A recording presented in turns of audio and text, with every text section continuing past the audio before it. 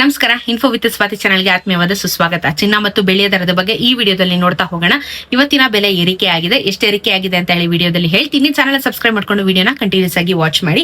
ಇವತ್ತಿನ 22 ಕ್ಯಾರೆಟ್ ಚಿನ್ನ 13,166 ರೂಪಾಯಿ ಇದೆ. 1 ಗ್ರಾಮ್. ಮೂರನೇ 13,144 ರೂಪಾಯಿ ಇತ್ತು.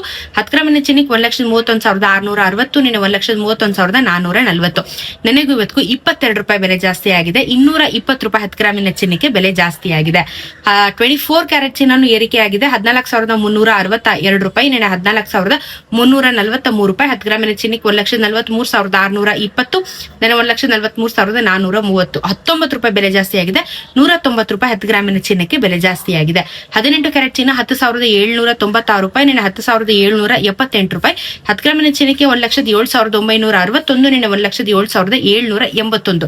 18 ರೂಪಾಯಿ ಬೆಲೆ ಜಾಸ್ತಿ ಆಗಿದೆ. 180 ರೂಪಾಯಿ 10 ಗ್ರಾಮಿನ ಚಿನ್ನಕ್ಕೆ ಬೆಲೆ ಜಾಸ್ತಿ ಆಗಿದೆ. ಸೊ ಬೆಲೆ ಜಾಸ್ತಿ ಆಗ್ತಾನೆ ಬರ್ತಾ ಇದೆ.